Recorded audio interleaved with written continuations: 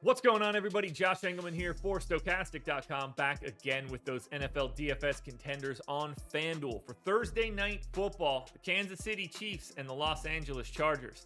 Now be sure to hit that like button, subscribe to the channel, hit the notification bell so you know when everything goes live. Follow me on Twitter at Josh Engleman. Let me know in the comments section who your favorite plays are for today. What did I get right? What did I get wrong? I want to know it in the comments. And finally, I need you guys to head on over to PrizePicks. Easiest way to do that, click the link in the description of this video. Make a deposit. They'll match it upwards of $100. You put in $33, they'll match with $33. But if you put in $100, they'll match with $100. You don't need an optimizer. You're picking player props, building parlay cards, hit 5, net up to 10x your entry fee. Take advantage of the free loot. Plenty of tools at Stokastic.com that I think will help you out. Go check them out, everybody, and go check out PrizePicks, the presenting sponsor. Clyde Edwards, EKELER, Matt Amendola, McCole Hardman, Mike Williams, and JUJU on the outside looking in, who will be my favorites. My top 5 plays for today. It's time to find out. In first at number 5, we've got Austin Ekeler. He is 14,500, projected for 14.5 fantasy points. Chargers are 4-point dogs with a 54-point game total here. We're expecting some fantasy points to be put up in this one. 7.5% chance that Ekeler goes for north of 30. 8% chance he's your optimal MVP. So I think you guys can figure out what exactly you're going to need out of Ekeler if you want him in that top spot. 26% chance that he's optimal at that utility. I could just as easily recommend Austin Ekeler in the 7th spot. So Ekeler, JUJU, Mike Williams, all looking pretty similar, but just edging them out by a hair. Austin Ekeler gets to number 5. Next up, we get Travis KELCE into the 4 spot, 14K, projected for 14.7 fantasy points. Chiefs, 4-point favorites here. Obviously the opposite of what the Chargers were. 8.5% chance KELCE goes for north of 30. 8% chance that he is the optimal MVP. I think we know exactly what we kind of need out of Travis KELCE to get him in that top spot. 29% likelihood he's your optimal in the flex. Now, he edges out Ekeler slightly just because he's a little bit cheaper. You get that $500 savings.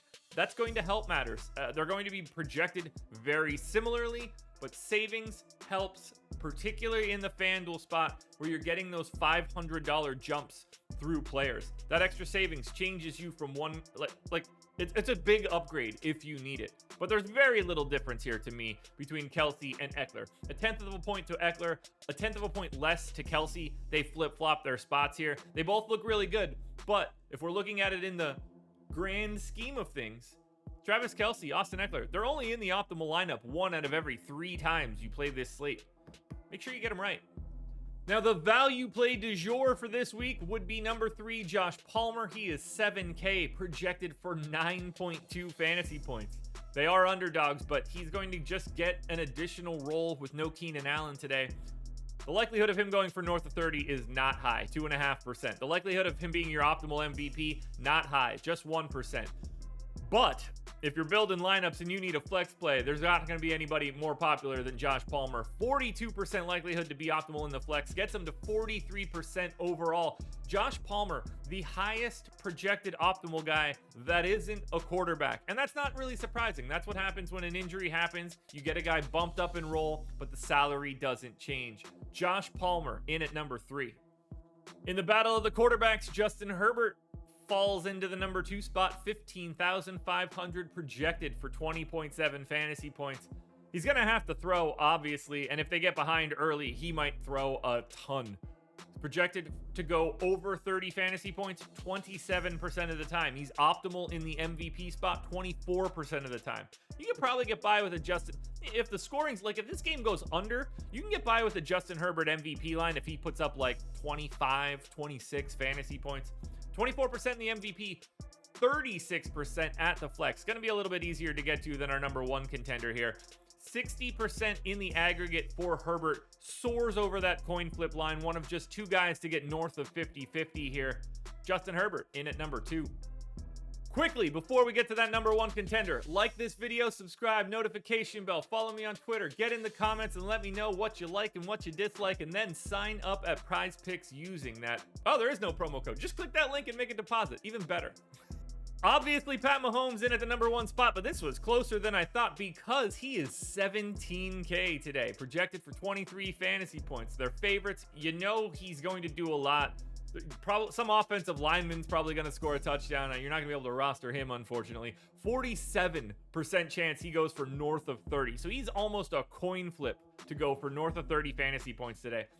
35% likely he is your optimal MVP. Tack on another 27% at the flex because it's honestly really difficult to get someone at his salary to show up in an optimal lineup without getting that 1.5x multiplier. But still happens about a quarter of the time.